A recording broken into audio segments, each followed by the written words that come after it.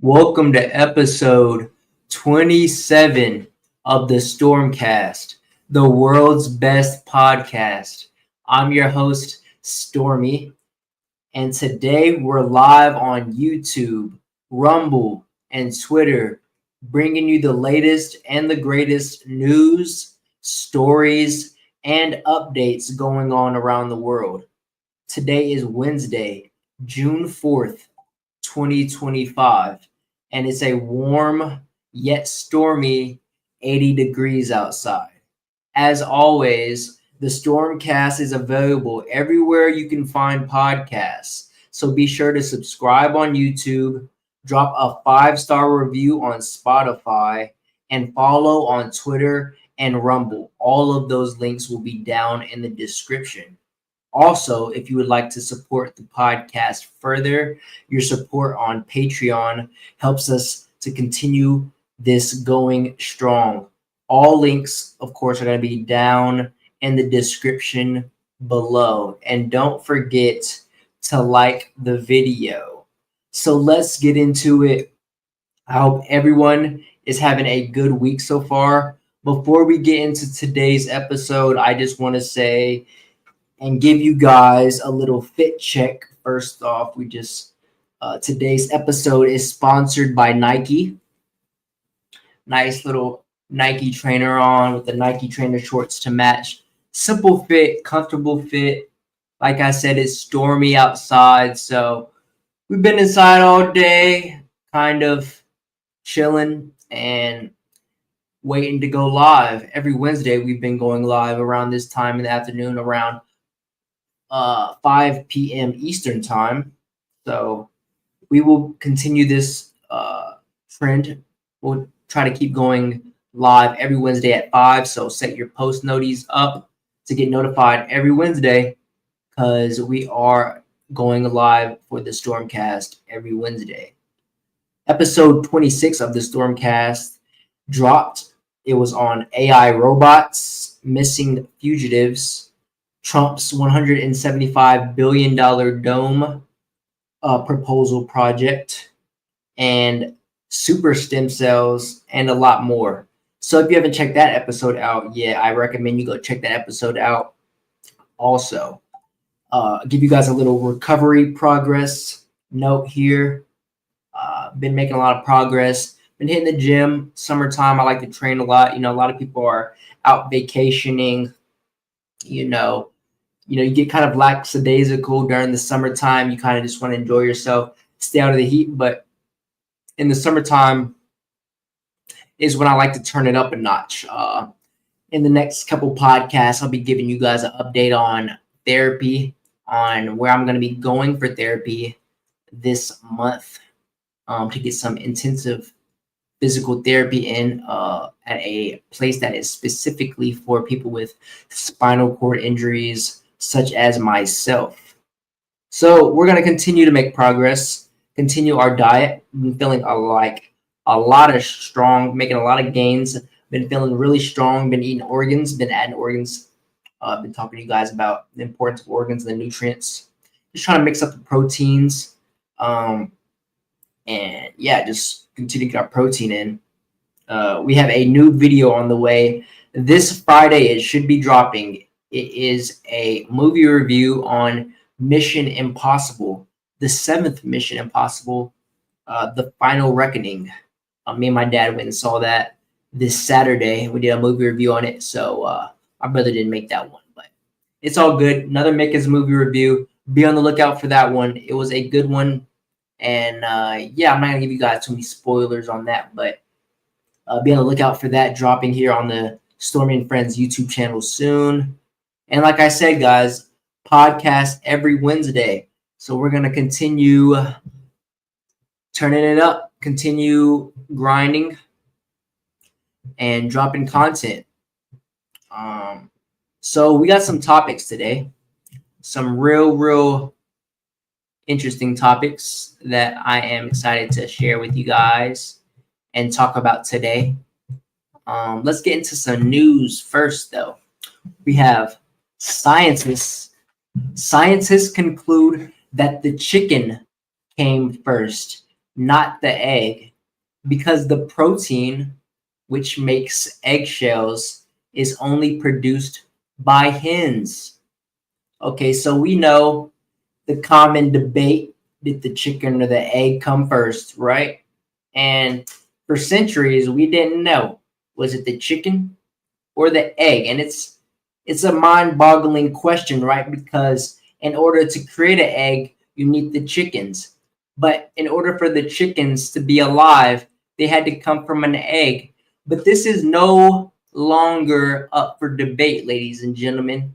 A long-standing debate has been addressed by scientific research, indicating that the chicken came before the egg. Researchers have identified protein called ovoclindin 17 or OC17, which is essential for eggshell formation and is produced in the ovaries of chickens.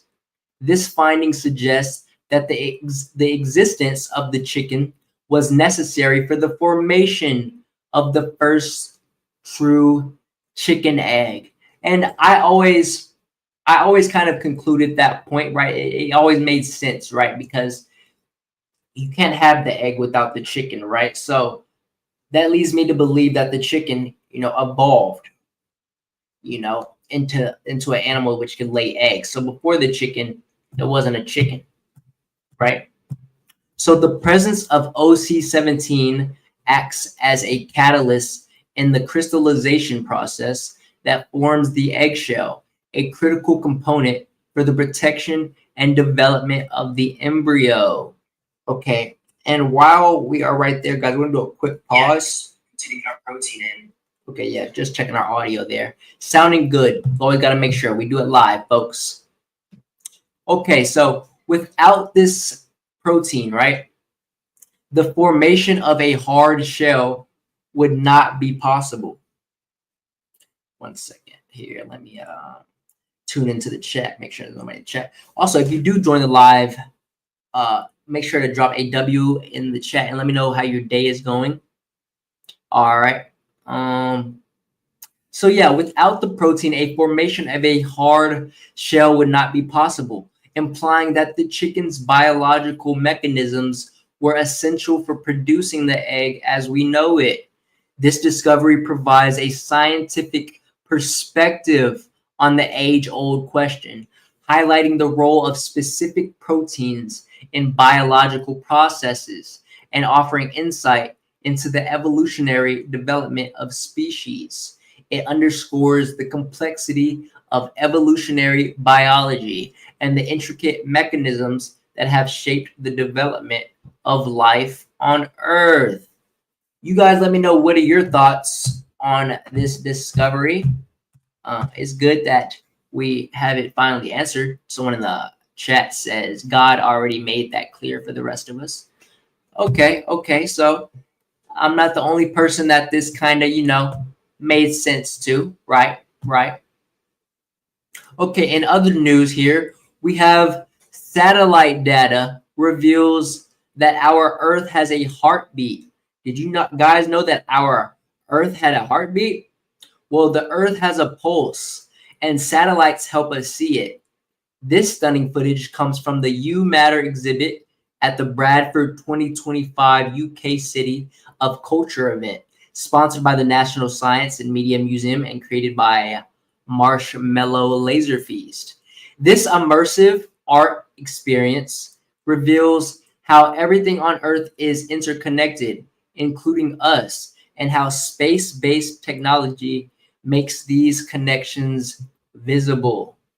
So satellites monitor plant health and global carbon cycles by tracking photosynthesis through a process called solar-induced chlorophyll fluorescence, or SIF, a faint glow emitted by plants during photosynthesis. This glow reflects how actively plants are taking in carbon dioxide from the atmosphere. Combined with other metrics like the vegetation greenness index, which uses near-infrared remote sensing to measure chlorophyll levels, scientists are gaining deeper insights into Earth's dynamic systems. Research teams from NASA, NOAA, JPL, Caltech, and others. You'll use data from satellites like NASA's Orbiting Carbon Observatory, or OCO2 and OCO3, GOSAT, GOSAT, Japan's Greenhouse Gases Observing Satellite, PACE, Sentinel, and a range of NOAA weather satellites to better understand and protect our living planet. Now, this is pretty cool. Now, this is really cool. Okay, now let's take a look at our Earth's heartbeat, right? Let's check it out. Let's add some volume to this too.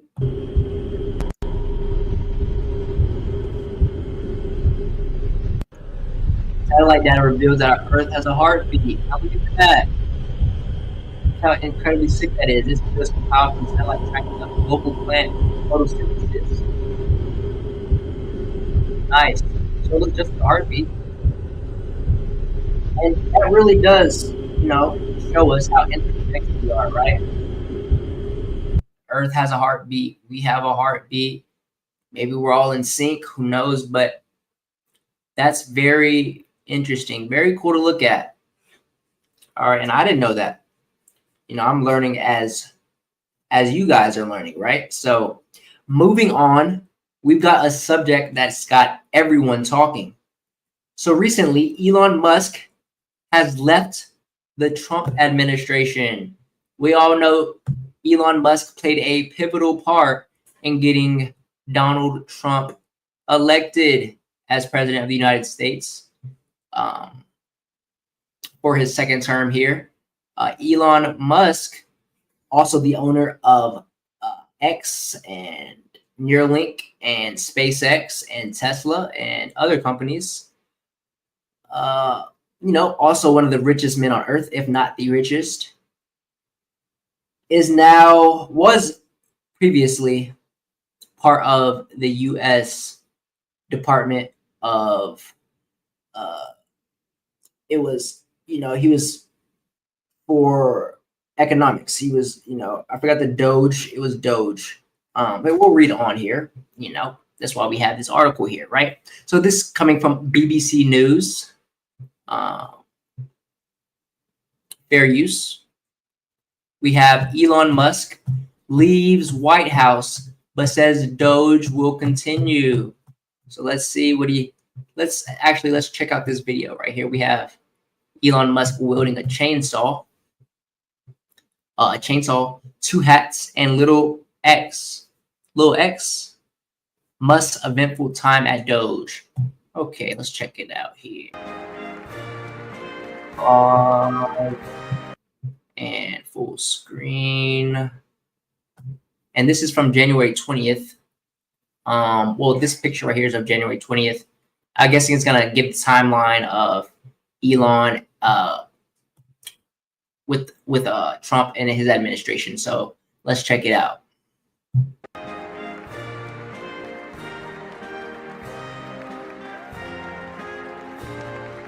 Yes! Thank you.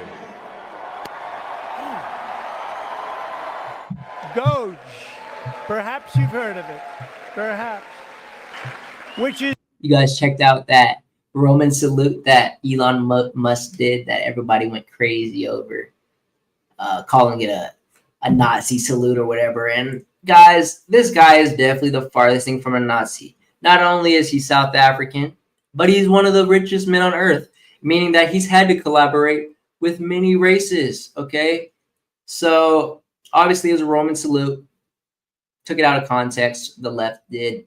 A lot of people hate on Elon Musk. I like the guy. He's doing a lot, especially with Neuralink, to help people with disabilities, such as myself, right? Having a spinal cord injury, having things like Neuralink out, and having other companies try to compete with them is only good for me and my recovery and my hope of, making a full recovery, walking again, and having a healthy physical life. But let's continue. Is headed by Elon Musk, who is in the gallery tonight. We have, for example, turned on funding for Ebola prevention. and for HIV prevention. This is the chainsaw for bureaucracy. I actually just call myself a humble tech support here. I'm going to buy, and I'm going to buy because, number one, it's a great product, as good as it gets, and number two, because this man has devoted his energy and his life to doing this. Everybody.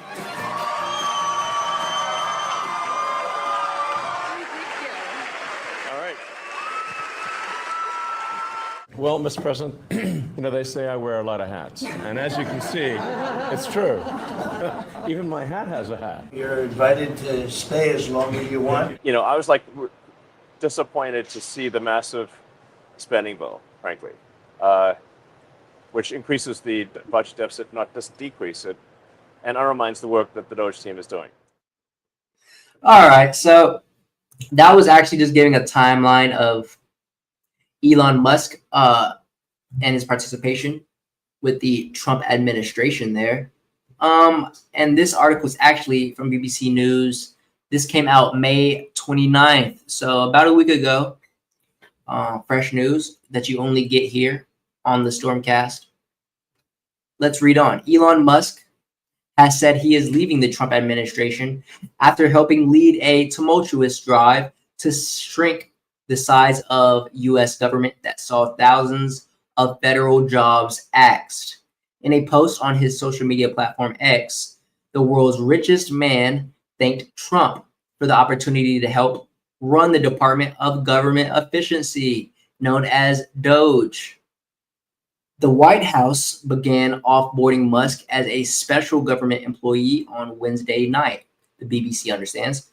His role was temporary, and his exit is not unsuspected, but it comes a day after Musk criticized the legislative centerpiece of Trump's agenda. So, to my belief and to my understanding of what I've heard on the topic, he was not happy about some of Trump's orders and plans with the government. So let's read on. As my scheduled time as a special government employee comes to an end, I would like to thank President Donald Trump for the opportunity to reduce wasteful spending, Musk wrote on X. The DOGE mission will only strengthen over time as it becomes a way of life throughout the government. The South African-born tech tycoon had been designated as a special government employee, allowing him to work a federal job for 130 days each year. So, what is DOGE and why is Musk leaving? How much has Elon Musk DOGE cut? Who is Musk and what is his net worth? Let's read on. Measured from Trump's inauguration on the 20th of January, he would hit that limit towards the end of May. But his departure comes a day after he said he was disappointed with Trump's budget bill, which proposes multi-trillion-dollar tax breaks and a boost to defense spending, as we talked in the last episode. The plan to build the dome, the $175 billion dome, huge defense project. It appears Mr. Elon Musk was not too happy about this spending and the cuts to taxpayers. So let's watch Elon Musk talk about how he is, quote, disappointed with Trump's big, quote, beautiful bill in an interview with CBS Sunday Morning. All right. So, I was disappointed to see the massive spending bill, frankly, which increases the budget deficit, not just decrease it, and undermines the work that the DOGE team is doing. I actually thought that when this big, beautiful bill came along. I mean, everything he's done on DOGE gets wiped out in the first year. I think a bill can be big or it can be beautiful, but I don't know if it can be both. My personal opinion. Okay, makes sense. All right, so Mr. Elon Musk was appointed to cut government spending and make it more efficient, right? So him and Trump didn't have too much of an agreement with some of the bills and plans being proposed for our country. And Mr. Elon Musk decided to resign.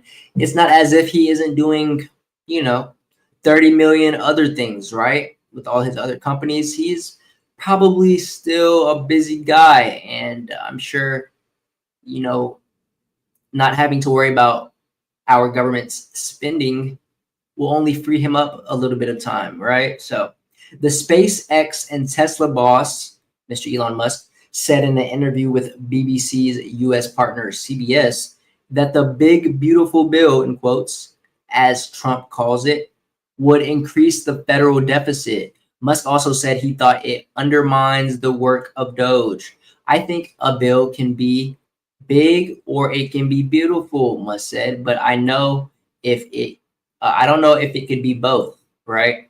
Musk, who had clashed in private with some Trump cabinet officials, initially pledged to cut at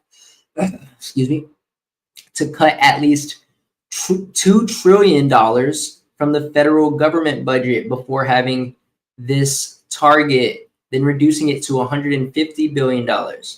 An estimated 260,000 out of the 2.3 million strong federal civilian workforce have had their jobs cut or accepted redundancy deals as a result of DOGE. In some cases, federal judges blocked the mass firings and ordered terminated employees to be reinstated.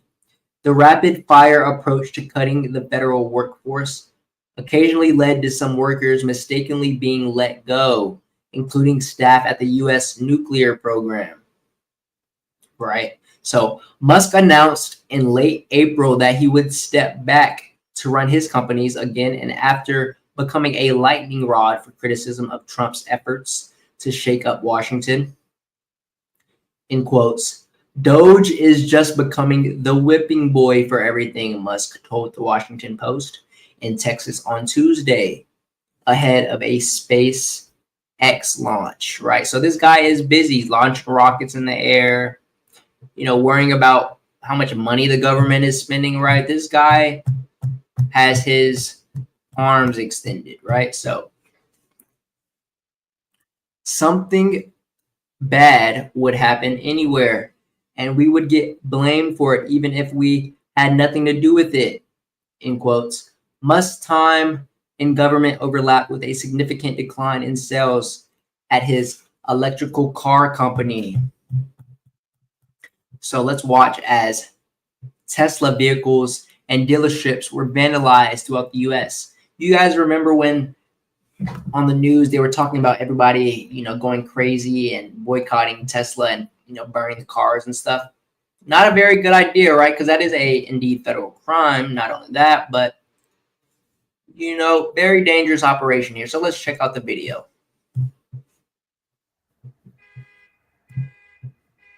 This is in Las Vegas. You see a bunch of burning cars. It's from the 18th of March. So we got someone on camera here. It looks like they're lighting things on fire. Very dangerous thing to do. This video has no sound, but you have firefighters coming to put out the fires. Very, very dangerous. These things could blow up. You don't want to get too close to these things. Fires sometimes can only make them intensify. You have the same thing going on in Seattle, Washington. Someone burning cars, right? So it could be the same person, right? Seattle and Las Vegas, not too far. So the aftermath of the fire, we have a cyber truck. Looks like it's fire, not completely burnt, so it's somewhat alive here. But a perfectly well cyber truck, completely burned. And in Owings Mills, Maryland, same thing going on. Someone even tagged "No Musk" on the Tesla doors. Presumably this happened at night, vandalizing going around. And, a lot of lefties, Democrats, were not happy when Elon Musk decided to join forces with the Trump administration during the election. Understandably so, because it definitely boosted Trump's votes, right? Having the owner of one of the most popular social medias, X, being part of your cabinet is only going to help you, right? So Tesla sales dropped by 13% in the first 3 months of this year. Excuse me, guys. Doing a lot of talking here. All right. Where were we? So Tesla sales dropped by 13% in the first 3 months of this year, the largest drop in deliveries in its history. The company's stock price also tumbled by as much as 45%, but has mostly rebounded and is only down 10%. Tesla recently warned investors that the financial pain could continue, declining to offer a growth forecast while saying changing political sentiment could meaningfully hurt demand for the vehicles. Musk told investors on an earnings call last month that the time he allocates to DOGE will drop significantly and that he would be allocating far more of his time to Tesla, right? Activists have called for Tesla boycotts, staging protests outside of Tesla dealerships, and vandalizing the vehicles and charging stations. The Tesla blowback became so violent and widespread that the U.S. Attorney General Pam Bondi warned her office would treat acts of vandalism as domestic terrorism. Speaking at an economic forum in Doha, Qatar on Tuesday, Musk said he was committed to being the leader of Tesla for the next 5 years. He said earlier this month he would cut back his political donations after spending nearly $300 million to back Trump's presidential campaign and other Republicans last year. So it seems like, coincidentally, Elon leaving DOGE came just in time, right? Because he needs to be focusing more of his time on his other companies, such as Tesla, which have taken a hit simply based on him having support for the president of the United States. How many of you guys in the chat or watching have a Tesla or were affected or maybe even had your cars vandalized? Personally, I don't have a Tesla.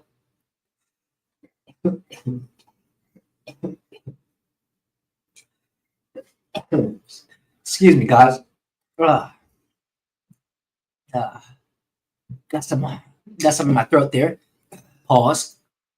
Right? So, like I was saying, how many of you guys were affected by the Tesla boycotts? Let me know in the chat. All right. So, in other news, here's what you need to know to get up to speed.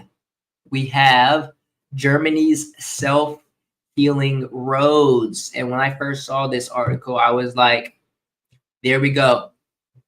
Back in the future. I love it. I love to see it.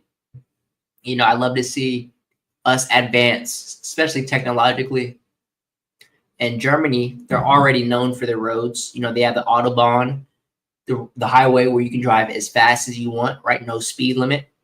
And also Germany also known for being some of the best mechanics and engineers in the world, right?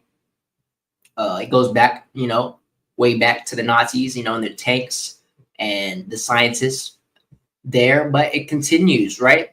So we have Germany installs self-healing concrete roads that repair cracks with rainwater in a quiet stretch of Autobahn. Something remarkable is happening beneath the tires. Germany's Federal Highway Research Institute has begun testing a new generation of self-healing concrete infused with special mineral capsules that activate when exposed to moisture.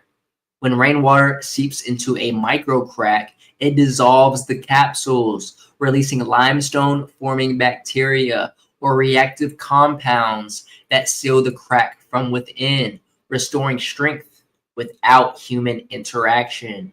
Over time, this innovative concrete can reduce road maintenance cost by over 40% and extend the lifespan of highways by decades. Cracks that would normally spread and degrade into potholes are now stopped in their tracks, quite literally. The process mimics natural geology. Tiny fractures form, moisture triggers chemical reactions, and minerals grow into the gaps. It's infrastructure that maintains itself with no need for heavy machinery or toxic sealants. This isn't just a material, it's a mindset shift, a move toward a sustainable, low intervention infrastructure that learns from the environment itself.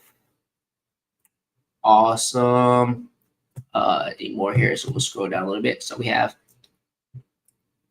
a picture here of Germany's new road hill. So as you see, there's a crack in the road, and this material, this limestone forming bacteria, reacts with the moisture and seals the crack.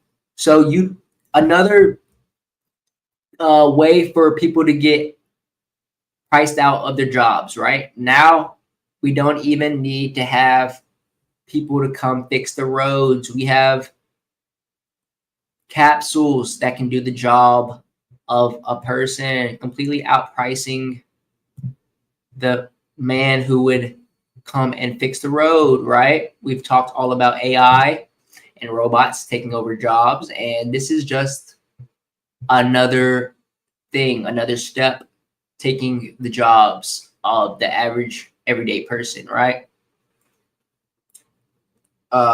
Pretty crazy. Going along with this story, we have a video of Germany building the road that drinks rainwater, right? So let's check it out. Let's give it some volume and full screen it. Shout out to everybody in the live right now or watching the live replay. All right, let's check it out. This road doesn't just drain water, it drinks it. In Germany, engineers built a road that can absorb over 4 tons of rainwater in under a minute. Instead of letting water pool and damage the surface, they created a porous base made from crushed granite. Rain seeps through the tiny gaps between the stones and drains into a system of underground pipes. The result, a dry, safe road, no puddles, no potholes. And since granite is incredibly strong, this road lasts longer, even under heavy traffic. A smart fix to a global problem. Absolutely incredible. Let me know what you think about self-healing roads in the chat. All right. Next up, let's talk about another interesting one with plenty of angles to explore. We have restoring vision to the blind. And anytime there's a video or article on someone with a disability being cured, I'm all for it, right? So we have a video here.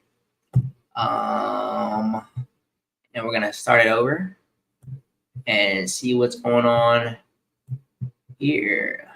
A legally blind woman now has better than 20/20 vision after a new AI-powered laser surgery. This new LASIK procedure creates a digital clone of your eyes from a 10-minute scan. The AI then tests 2,000 laser patterns on the digital eye to find the perfect treatment. In clinical trials, every single one of the 200 patients ended up with better than 20/20 vision 3 months after surgery. Some even reached 20/10 vision, which is twice as good as normal eyesight. It works by minimizing image distortion on the retina, letting people see clearer than ever before. The patient had worn thick glasses since age 5 and was legally blind from astigmatism and extreme short-sightedness. But after one procedure, she can now see better than most people in the world. For more stories like this, check out the link in my bio and subscribe to my... Incredible. So as we heard, not only is the person being cured of their blindness, not only are they getting up to 20/20 vision, which is perfect vision for the normal person, but they're getting up to 20/10 vision, which is even better than the normal person, meaning that their eyesight is better than before they were even blind, right? Absolutely incredible. To go along with this, we have an article from Blind Ambition. Fair use, of course. This article being from November 8th, 2024. A groundbreaking AI surgery gives blind woman better than 20/20 vision. A new era for vision restoration. Let's see what's going on. So, Blind Ambition is excited to share news of a revolutionary AI-powered laser surgery that has given 31-year-old Patricia Gonçalves better than 20/20 vision. This medical breakthrough, performed at Focus Clinics in London, represents a significant leap forward in vision restoration and enhancement. What's new in vision technology? So Gonçalves, a graduate of the University of Oxford, originally from Portugal, became the first person, however, in the UK to undergo this pioneering procedure. Previously legally blind without glasses due to a severe astigmatism and extreme short-sightedness, Gonçalves has struggled with her vision since childhood. Chief eye surgeon Mr. David Allenby explained, she has worn glasses since she was 5 years old and couldn't even see the large E at the top of the eye chart without them. The 6,500-pound surgery involved creating a digital replica of Gonçalves' eyes using a groundbreaking avatar technology. This AI-powered system simulated over 2,000 different laser strategies to determine the optimal treatment. Within hours of the LASIK surgery, Gonçalves achieved 20/16 vision, surpassing the 20/20 standard of normal eyesight. And this reminds me of when my mom got LASIK eye surgery. She had pretty bad, vision, getting older. And this may have been 15 years now, 10 years ago, maybe, somewhere in that ballpark of when she got that. Back when LASIK eye surgery was at its height, right? Everybody was getting it. You had to get LASIK if your eyes were bad, right? That was the cure. But now we have something better. And what do you know? Thanks to AI, we're making groundbreaking progress. So what is 20/16 vision? Standard 20/20 vision means seeing clearly at 20 feet what a person with normal vision should see at the same distance. In contrast, 20/16 vision allows someone to see at 20 feet what most people could only discern at 16 feet, enhancing overall sharpness and clarity. How does the avatar process work? Well, the technology used in the procedure scans the eyes and simulates thousands of laser applications to minimize optical distortions, a key factor in achieving sharper vision. Tested in clinical trials with over 200 patients, the system has consistently produced results exceeding 20/20 vision, with some patients even achieving 20/10 vision, a level of clarity at the upper limit of human eyesight. A message from Blind Ambition. They are proud to report this inspiring advancement, which highlights the power of innovation in transforming lives. While this procedure is not directly related to Blind Ambition's work, we celebrate it as a beacon of hope for the blind and visually impaired community. Founder Seema Flower shared, this groundbreaking surgery offers a glimpse into a future where technology could address many causes of vision impairment. Our mission is to ensure that advancements like these are accessible to everyone, regardless of socioeconomic background.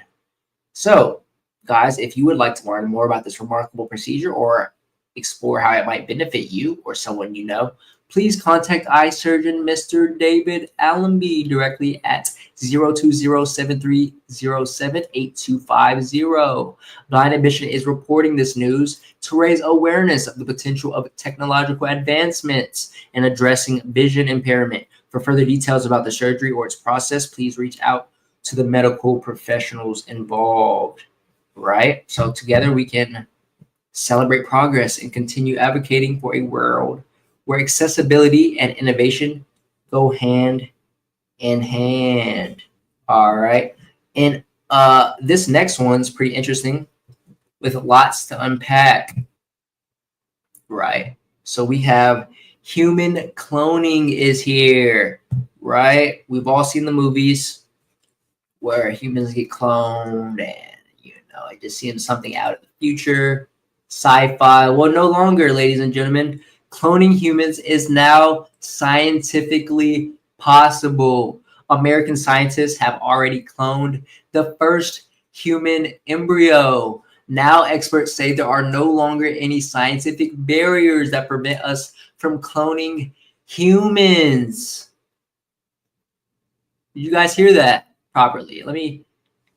Let's read on. That's crazy. I mean, I can't believe what I'm reading right now. In a landmark 2013 breakthrough, researchers successfully cloned human embryos capable of producing embryonic stem cells, making a major step toward creating personalized therapies for diseases like diabetes. We all know about stem cells on this channel. Talked about it a million times.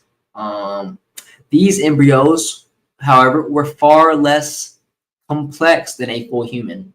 But in 2018, Chinese researchers broke new ground by successfully cloning two macaque monkeys, Zonk Zonk and Hua Hua. The first time primates had been cloned. Using somatic cell nuclear transfer, the same technique behind Dolly the sheep, scientists overcame previous technical barriers, proving that the method could be applied even to complex primates. Experts like Jeffrey Kahn of Johns Hopkins warn that we're entering uncharted ethical territory. The potential to create a human being from a clone raises profound questions about identity, consent, and human dignity. Right? Of course, we're going to have ethical problems here. Of course, we're going to have people that just don't want to get along with the advancements in science, right? Because of, you know, religion or belief, or the belief system. They think it's wrong to, clone a human. So you guys let me know down below if you would clone a human, or if you would clone yourself, or if you would like a clone. Maybe you've always wanted a twin. I know I've always wanted a twin. I thought that would be cool to have someone that can help me do everything, that I can do everything with, you know, that we share the same, basically DNA, with the same body, same pretty much mindset. Be cool, right? So that's not too far away as we're reading, right? In the US, cloning isn't banned at the federal level, and the FDA has only limited jurisdiction over medical procedures, leaving a regulatory gray area. While some scientists advocate pressing pause until global standards can be developed, similar to the 1975 a similar conference on DNA research. Others believe the international nature of modern science makes such a moratorium unlikely. As cloning edges closer to reality, society must urgently decide how to guide its future before it arrives uninvited. It's a dystopian future, guys, that we're living in right now. All right, we have cloning, we have robots, right? And everything in between. We have a article, a health-related article, a research journal entry from PubMed, and this was posted December 1st of 2001. U.S. scientists cloned the first embryo. So this is way back, guys. This isn't new that we've been cloning embryos, but now we've taken it a step further, and we're going to get a little bit into the science of cloning humans and embryos here. It's been a minute since we've actually gone into a actual research document article. So let's get into it. American scientists announced the cloning of the first human embryo earlier this week, emphasizing that they had done it for therapeutic purposes only. It comes in the week that the British government pushed through emergency legislation to ban reproductive cloning after the recent High Court judgment that no law existed to prevent cloning human embryos. And that was of 24 November of 2000. So results reported on 25 November of 2001, or 2000 rather, by Jose Sibeli and colleagues in the online journal eBiomed, the Journal of Regenerative Medicine, describe how human embryos were created by somatic cell nuclear transfer, the method used for Dolly the sheep 4 years ago. So I'm guessing Dolly the sheep was a animal that got cloned. I need to research into Dolly. DNA from human skin cells were placed within inoculated human embryos and then exposed to chemical and growth factors. According to the paper, the most developed cloned embryo grew to 6 cells after being cultured for a week. So 2 of the 8 somatic nuclei divided into just 4 cells. To harvest stem cells for medical use, an embryo would need to reach a minimum of 64 cells. Volunteers who provided their skin cells to be cloned had diseases such as diabetes or spinal cord injury. One donor, 40-year-old Dr. Judson Somerville, hoped that stem cells from his own cloned embryo would one day end his paralysis caused through a cycling incident and allow him to walk his daughter down the aisle when she married. The scientists who carried out the research at the U.S. company Advanced Cell Technology, Massachusetts, were confident that these results provided the technique viable. They claimed that within a decade, cloned embryos could have their stem cells harvested to treat a wide range of conditions. And I'm not sure if that is the technique that we use now, maybe perhaps for somatic cells. As far as I know, embryonic stem cells, a lot of times are used from the placenta of a woman after birth.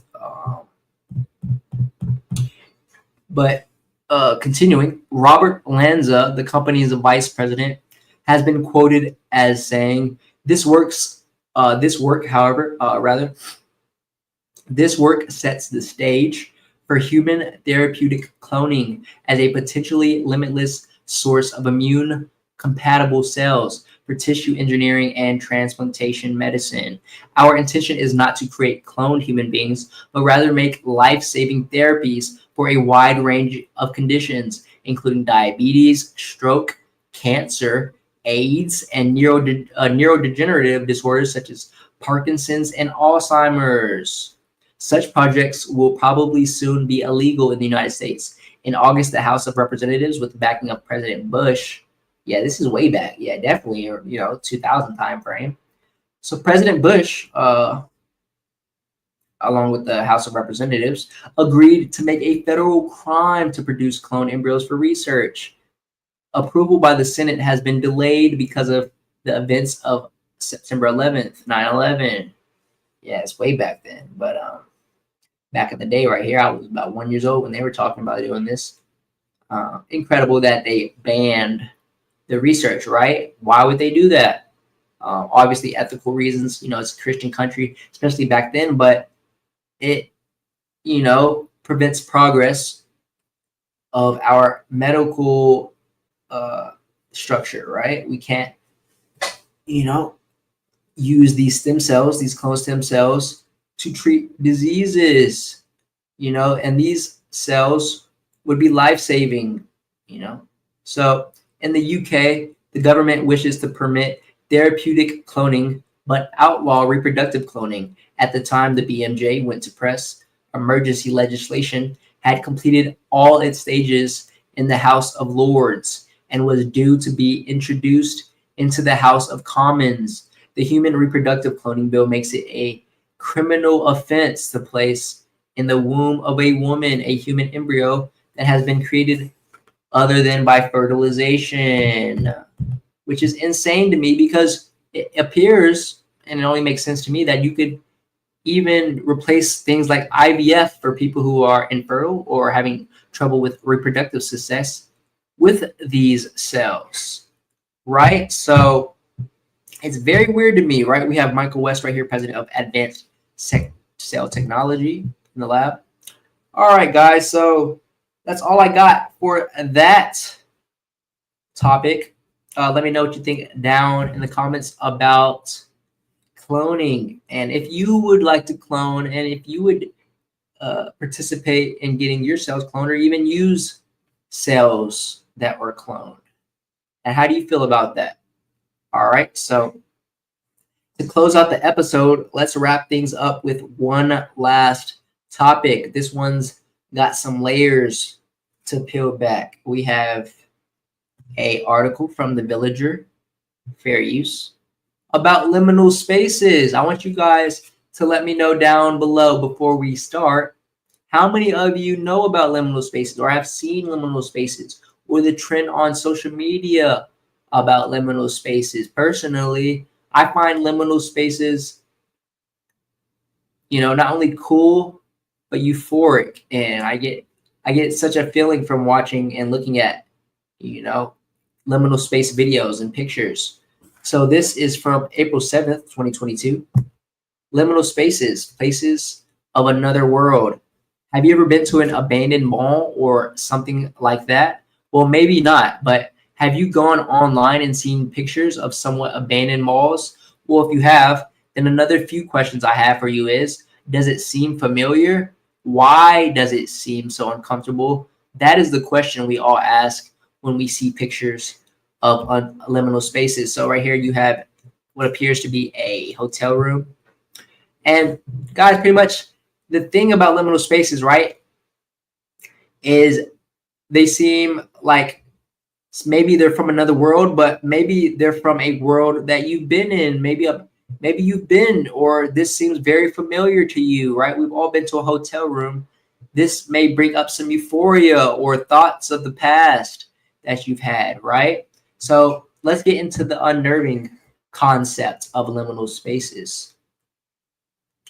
All right, right here we have another picture, what appears to be at a mall, an abandoned mall, with black doors and an endless hallway, which, you don't know what's on the end, but it seems like it could possibly go forever, right?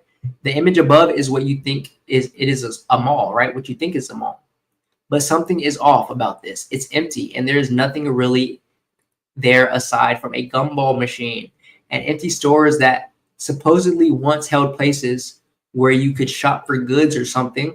The image above invokes the feeling of all liminal spaces, a sense of familiarity, nostalgia, and dread. But why? What exactly are liminal spaces, right? Liminal spaces are an in-between place that are not usually meant for anyone to stay there long, right? Usually like a transitionary place, like we saw a hotel, right? You're not going to be there for very long.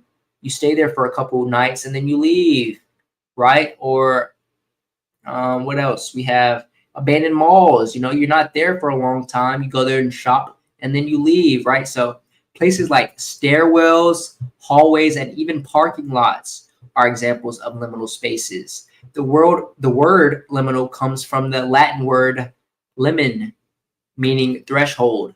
Due to the empty environment, liminal spaces can evoke a sense of dread and nostalgia. Examples include a mall at 4 a.m., an empty pool or room, empty schools during summer break, and empty, unfurnished homes. That is why places such as those can feel frozen in time and slightly unsettling, yet also somehow familiar to us. A picture of an empty pool can invoke those senses because we expect places like these to be brimming with life and movement, but they aren't. That is perhaps the strangest thing about liminal spaces, that most of these liminal spaces are made to be buzzing. They're meant to be buzzing, right? With people and energy, but now are empty and abandoned as a consequence, an unnerving, uncanny, and otherworldly environment is created, right? So, however, not all liminal space environments are creepy to all people. Some people find liminal spaces nostalgic, me being one of those people, right? Of course, there are like creepy places like the pool rooms, which we'll see later, which, anything with water in it in general becomes scary immediately, right? Especially if you can't see under that water. But, I find them nostalgic, right? Because they just remind me of my past. They remind me of, good times, right? Traveling with family when I was younger, or memories that I had as a child in my neighborhood, right? So So although people find these nostalgic because of the cultural significance of some of them, most commonly these spaces come from the mid-late 80s and early 90s. The style of those times is in most pictures of liminal spaces. That is most likely why you get the feeling of familiarity and nostalgia when seeing pictures of liminal spaces, right? So right here you have a mall that used to be active in the 80s but is now abandoned today. And doesn't, being in this just kind of just make you feel a way, just if you were here, just standing here and you're seeing all these empty rooms in the darkness, but you also see lights going all the way down into what seems like could go forever, right? There's also light down there, which kind of cancels out some of the creepiness of this abandoned mall. But in popular culture, let's get into the back rooms. So the back rooms is the place where you go when you clip out of reality. It is supposedly an endless maze characterized by the smell of wet carpet, the monochromatic yellow tone walls, and the endless sound of buzzing fluorescent lights. The term no clip refers to video games where a player can pass through a physical boundary that would block their path via a glitch or something else. It is said to be 500 million square miles in length. People have expanded upon the concept of the backrooms by adding different levels to it and entities that inhabit the terrifying reality. But the origin of backrooms dates back to May 12, 2019, where an anonymous user on 4chan asked for others to post images of places that feel just off. It was there that some user posted the first ever photo of the backrooms. Then another user in the comments wrote a concept of the backrooms, then another user in the comments wrote a story about the image, describing what it is and the name of what it is today, the backrooms. Over time, the concept of the backrooms skyrocketed in popularity. People started making games, memes, and so much more based around the backrooms. Today, the backrooms remain a terrifying concept to everyone and a fun little thing to make a horror game about. So here's the first ever image of the backrooms. Perhaps you've seen this on social media. I know liminal space content is really big on TikTok and Instagram Reels and things like that. But it's pretty much a never-ending building with rooms, and you just go from room to room and it never ends. And it's unique in that each room is different. And some rooms are different. They lead to all different places. So being stuck in this, which we learned is a 500 million square mile building, would be absolutely terrifying, right? You would be in there forever, endlessly, walking endlessly. So in video games and editing, if you thought liminal spaces in real life were creepy enough, there are some liminal spaces in video games that are creepy enough. In fact, there are some edits of liminal spaces that can give people the effect and idea of being in a retro horror game or an RPG video game. Some video edits can even pull off uncomfortable, surreal, and even Lovecraftian environments. In video games like Gmod, No Players Online, Team Fortress 1 and 2, and early Call of Duty installments, empty game servers and empty maps with old-fashioned graphics can be described as liminal because of the eeriness and emptiness of them, which can all invoke the sense of dread like all the other liminal spaces. Yeah, you see a lot in video games, especially if you venture off the map or you hack into the game and you venture off into buildings that weren't supposed to be occupied by players. You'll see like empty places and old furniture and things like that, and it's very liminal to look at, right? So here we have a photo of a liminal space, Super Mario 64. Now look, that's incredibly liminal, dark, and the tile on the floor with the walls that are supposed to make you feel like outside, right, and all happy. No, you are stuck in here forever, right? And you have the red carpet here, which is a very weird contrast, very horrifying if you were stuck in that, right? Like, it doesn't seem to make sense. So let's get into anemoiopolis, right? Quite a word. So who doesn't love video games? Video games even.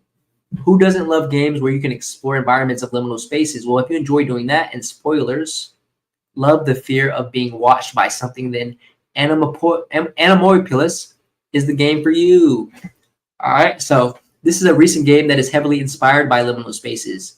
The developer of the game was inspired by places that were abandoned in Michigan by businesses and owners during the Great Recession, which he grew up in during the time. These places included huge empty malls, quiet, vast, empty gyms, and many more empty and abandoned places. He says that he had found both comfort and discomfort in these places, which is the feeling he wants to capture with this game.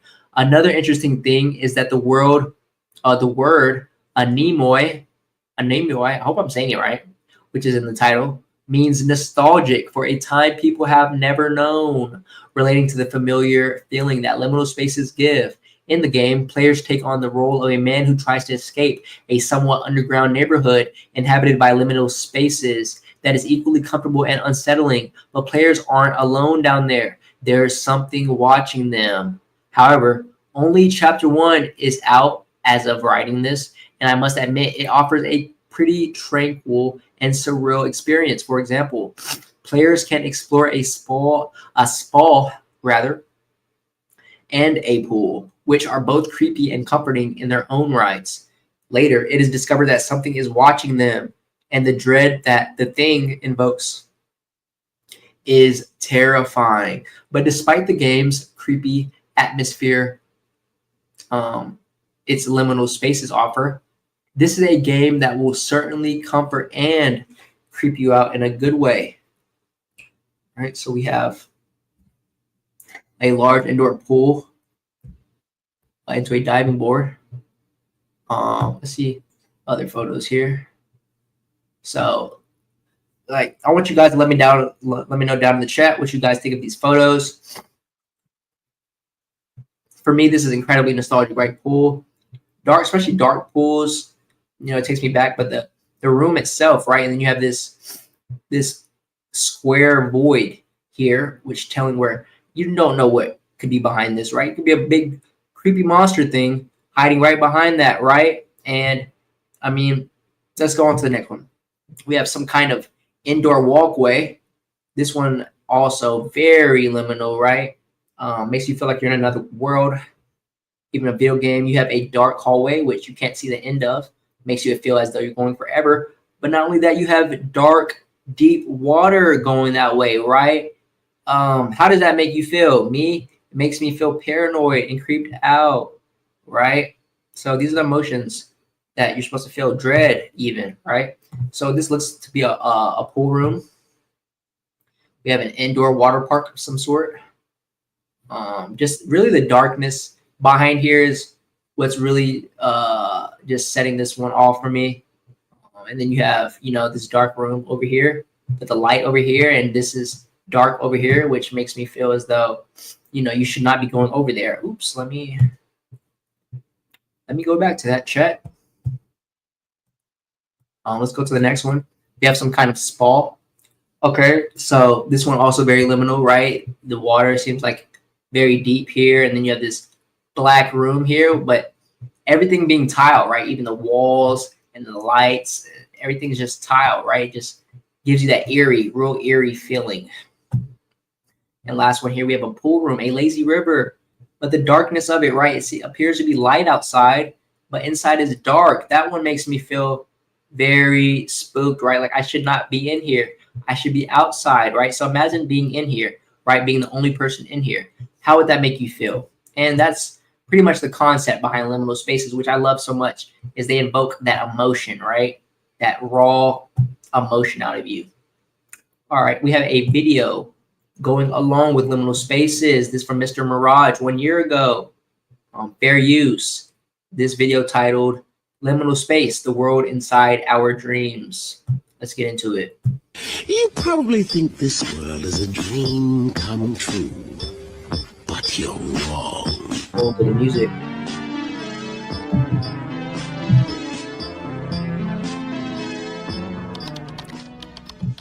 And as you're watching this, guys, just keep in mind the emotions and the feelings that you get from looking at some of these images and videos. This is also my first time watching and reacting it with you guys too, so I'll kind of give you guys how I'm feeling as we go.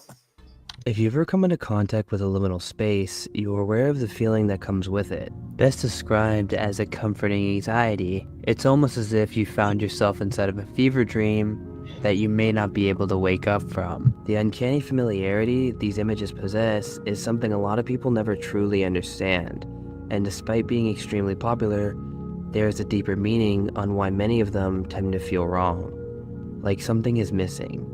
Some images even go as far as to do this on purpose, turning a once comforting dream into a disoriented nightmare.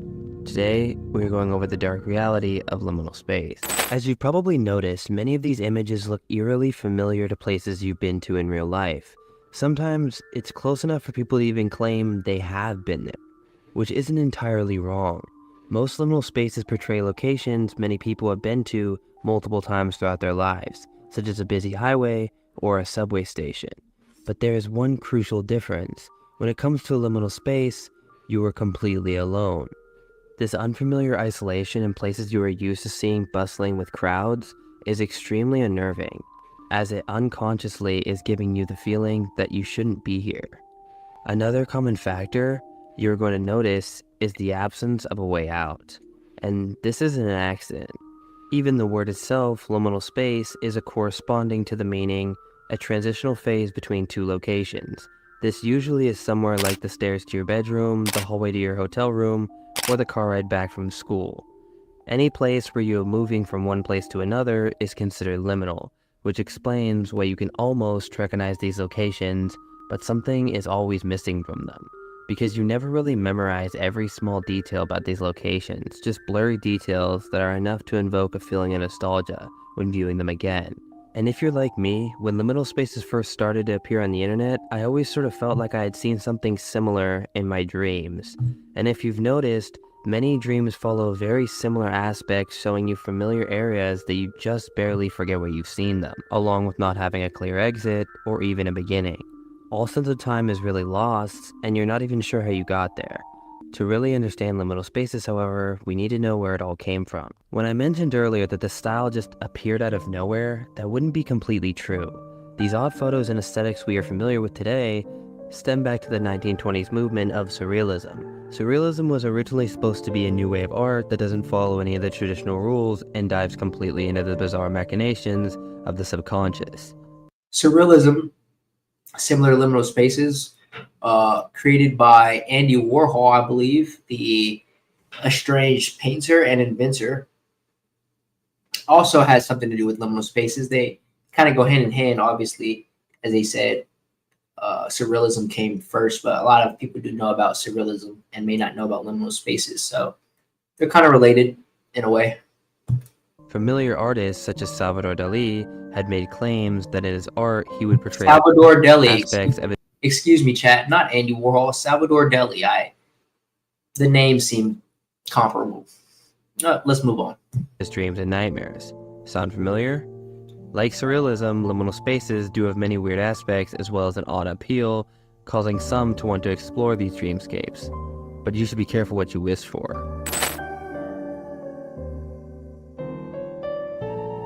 Pool rooms.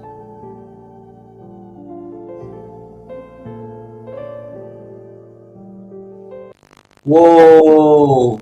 When Whoa! looking into some of these images, it makes it Ooh. Y'all saw that one. Look at that one, was creepy, right? See, it's things like that, right? You think it's okay, it's an empty room. And then these images and these videos, you got something like that popping up. Insanely creepy, right? So that's just where my brain goes. It's very nightmarish. Everything's tiles. You got the black top up here. Seems like it can go forever. This dark space over here, and then this creepy alien figure, right? It looks like it just comes screaming at you anytime. Insane imagery people make with these liminal space videos. When looking into some of these images, it makes it difficult not to want to explore the areas they are based off of, because of the comfort and nostalgia they give some people. But there is a place where exploring these places becomes a literal nightmare. Really weird personification of like being watched. I can't say I'm not uncomfortable as shit right now. Soon after liminal spaces became a thing, liminal horror was not far behind. taking the slight unease that was already present in many of these images and turning it into something truly to be feared.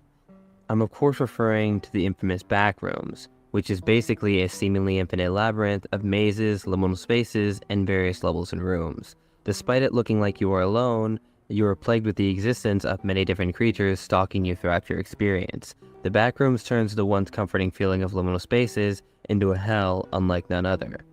The backrooms is a perfect representation of the comforting anxiety liminal spaces portray. This is done with levels that can so drastically contrast with each other, as 1 second you could be in the calming pool rooms, and the next you could be sprinting for your life in a dimly lit red hallway, as the entire time you are unaware if an exit is even possible, nonetheless if it exists.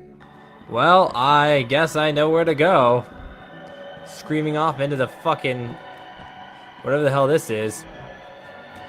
Getting the fuck out of this movie theater. Many people, including me, have... Yeah, guys, the video games, I haven't played many liminal space video games, but they look crazy, especially the backrooms video games. I gotta check some of those out. Maybe I'll even stream some of them. That seems like a good idea. Y'all let me know down in the chat, down in the replay, if you're watching and made it to this point. Also, shout out to you, W's in the chat. Let me know if you would like to see some gameplay of me playing, perhaps some liminal space video games, some backroom horror games.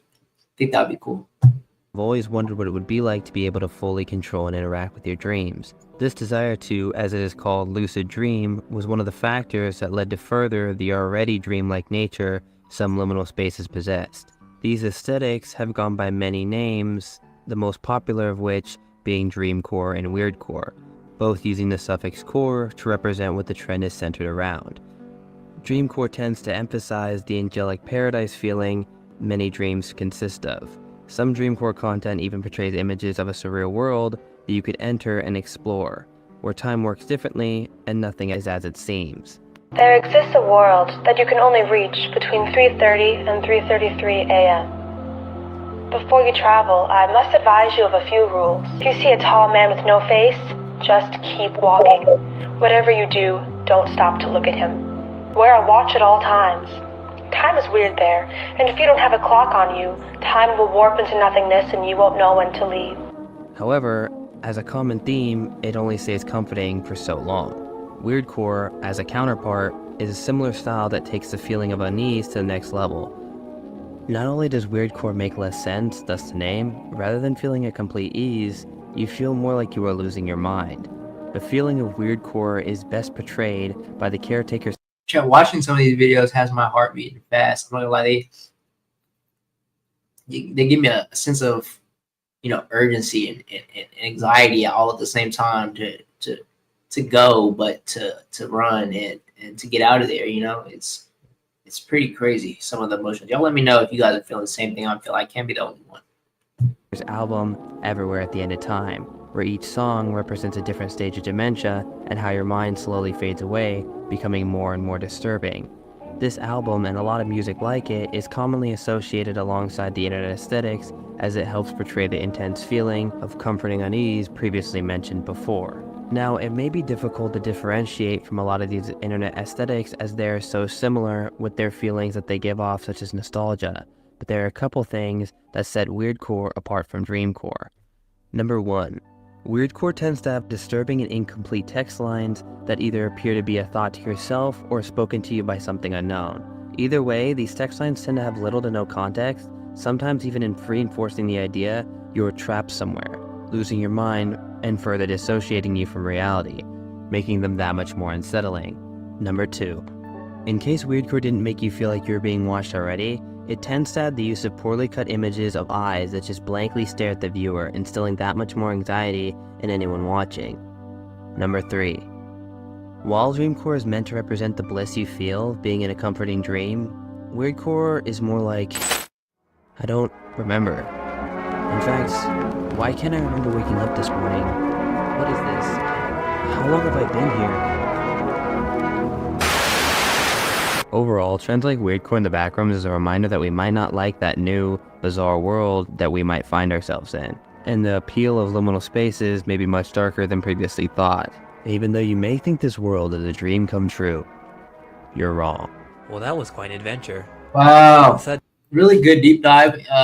Really a little basic overview, not really such a deep dive, rather, but more of a surface overview of what liminal spaces, dream core, back rooms, pool rooms, things like that are. I kind of wanted to just share that with you guys, and just want to share that with you guys, and let me know what you guys think about that, because I find them always interesting and nostalgic and cool to look at. As always, I'm going to give you guys what I'm finding interesting for the week, and what I'm researching, and I'm always going to give you guys new and fresh content. So let me know what you guys think about the liminal space topic.